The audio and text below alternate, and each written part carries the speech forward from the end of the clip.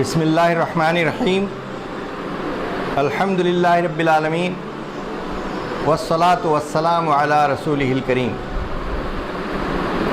محترم دوستوں، بھائیوں، بہنوں، نوجوان دوستوں، عیسائیوں نے یہ جو program 100 days campaign for prophet Muhammad شروع کیا ہے صلی اللہ علیہ وسلم، یہ ایک بڑی رحمت کی چیز ہے۔ اس کے ذریعے سے آئیے ہم سب بیدار ہو جائیں اور ان نوجوانوں کا ساتھ دیتے ہوئے ہم اس سلسلے میں معلومات بھی حاصل کریں حضور صلی اللہ علیہ وسلم کے بارے میں، اور اسے دوسروں تک بھی پہنچانے کی کوشش کریں۔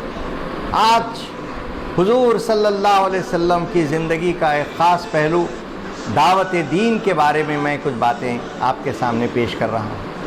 بھائیوں، حضور صلی اللہ علیہ وسلم کی ساری زندگی کم و بیش دعوت ہی پہ مشتمل تھی۔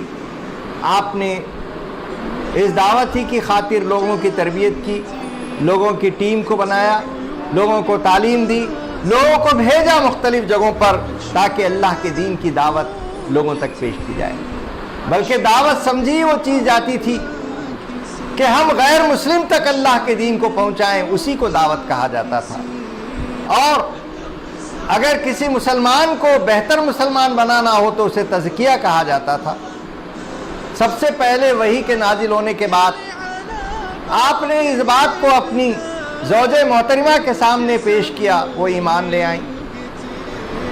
حضرت ابوبکر صدیق رضی اللہ تعالیٰ عنہ ایمان لے آئے، اور حضرت علی ایمان لے آئے، حضرت زید بن حارثہ ایمان لے آئے۔ پھر اس کے بعد آپ اور کچھ آگے بڑھے اور آپ نے اپنے رشتہ داروں کی دعوت کی، ان رشتہ داروں کی جو ابھی مسلمان نہیں ہوئے تھے، ان سب کو جمع کیا۔ حالانکہ جب جمع کیا آپ نے لوگوں کو، تو اس وقت ابو لہب ایک ایسا آدمی تھا جس نے حضور صلی اللہ علیہ وسلم کو دعوت کے بعد کچھ کہنے کا موقع نہیں دیا، تام کی دعوت کے بعد۔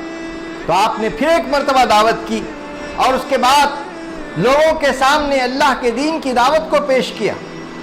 اس وقت میں اس پورے آپ کے خاندان میں سے صرف حضرت علی رضی اللہ تعالیٰ اٹھے، اور آپ نے کہا کہ اگرچہ میری ٹانگیں پتلی ہیں اور اگرچہ میری آنکھیں آئی ہوئی ہیں، لیکن میں آپ کا ساتھ دوں گا۔ پھر اس کے بعد آپ نے ایک اور مرحلے کے طور پر صفا کی پہاڑی پہ چڑھتے ہیں اور سارے لوگوں کو جمع کرتے ہیں کہ لوگوں آؤ۔ جب لوگ جمع ہو جاتے ہیں تو آپ ان سے پوچھتے ہیں کہ بتاؤ، اگر اس پہاڑ کے پیچھے سے اگر میں یہ کہوں کہ ایک فوج ہے جو تم پہ حملہ کرنا چاہتی ہے تو کیا تم یقین کرو گے؟ سب نے کہا کہ ہاں، آپ امین ہیں، آپ صادق ہیں، ہم اس بات پر یقین کریں گے۔ اور اس کے بعد آپ نے کہا لوگوں ڈرو، ایک اللہ کی پرستش کرو، قیامت آنے والی ہے، اس کے لیے اپنے آپ کو تیار کرو۔ اس طرح سے جب آپ نے کہا تو ابو لہب نے آپ کی طرف مٹی اٹھا کر پھینکی اور کچھ سنے بغیر وہ چلا گیا، اور اس طرح سے آپ نے دعوت کا آغاز کیا۔ ایک ایک قبیلے میں آپ جاتے، حج کے موقع پہ جب لوگ آتے تو آپ جاتے، پیچھے سے ابو لہب یہ کہتا ہوا آتا کہ بات نہ سنی جائے حضور کی، پھر بھی آپ جاتے اور لوگوں تک پہنچتے، سناتے۔ پھر آپ نے ساری مشکلات کے باوجود آپ نے کئی لوگوں تک بات پہنچائی۔ مدینے سے وفود آئے، ان کے سامنے آپ نے بات پہنچائی۔ مدینے میں حضرت مصعب بن عمیر رضی اللہ تعالیٰ عنہ کو بھیجا۔ پھر اسی طریقے سے آپ نے اللہ کے دین کی خاطر بہت سی تکلیفیں بھی سہیں۔ مثال کے طور پہ آپ کے راستے میں کانٹے بچھائے گئے، آپ کو تکلیفیں دی گئیں، پھر بھی آپ نے لوگوں تک دین کی دعوت پہنچانی نہیں چھوڑی۔ یہاں تک کہ آپ دن بھر اللہ کے دین کی دعوت لوگوں کو پہنچا کے آتے، اور آنے کے بعد میں جب آپ تھک چکے ہوتے تو اس وقت اونٹوں کے گھنٹیوں کی آواز آتی اور کچھ نئے قافلے کے آنے کی خبر ملتی تو فوراً آپ اٹھ کے جانا چاہتے۔ زوجہ محترمہ روکتی کہ ابھی تو آپ تھکے ہوئے ہیں، صبح چلے جائیے، تو کہتے کہ کیا پتا یہ قافلہ صبح تک رہے نہ رہے، کیا پتا کہ میں زندہ رہوں نہ رہوں، میں ابھی جاؤں گا اور اللہ کے دین کی دعوت پیش کروں گا۔ یہ تڑپ آپ کے اندر تھی، یہاں تک کہ آپ ان کفار کے لیے جو آپ کی جان کے دشمن تھے، ان کے لیے بھی دعائیں کرتے تھے. ابو جہل اور عمر میں سے کسی ایک کو اسلام کی توفیق دے دے یا اللہ، ایسی دعائیں بھی آپ کرتے تھے.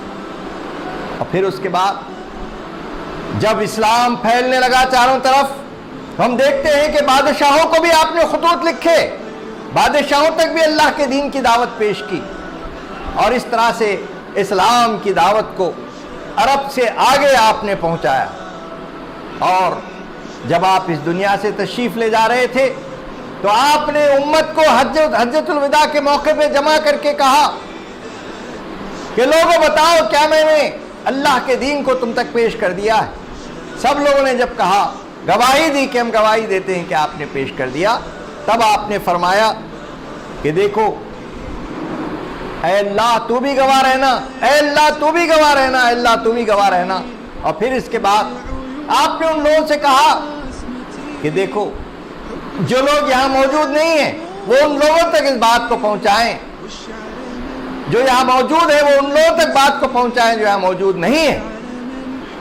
اور اس طرح سے بھائیوں یہ عظیم ذمہ داری جو اللہ کے رسول صلی اللہ علیہ وسلم نے ادا فرمائی تھی، اب آپ کے اور میرے کندھوں پر آئی ہے کہ جس دعوت کے کام کو لے کر آپ نے پوری زندگی جد و جہد کی، اسی دعوت کو ہمیں اب دوسروں تک پہنچانا ہے. میں اللہ سے دعا کرتا ہوں کہ حضور صلی اللہ علیہ وسلم کے اس دعوتی پہلو کو ہم یاد رکھیں اور اس پر عمل کرنے کی کوشش کریں.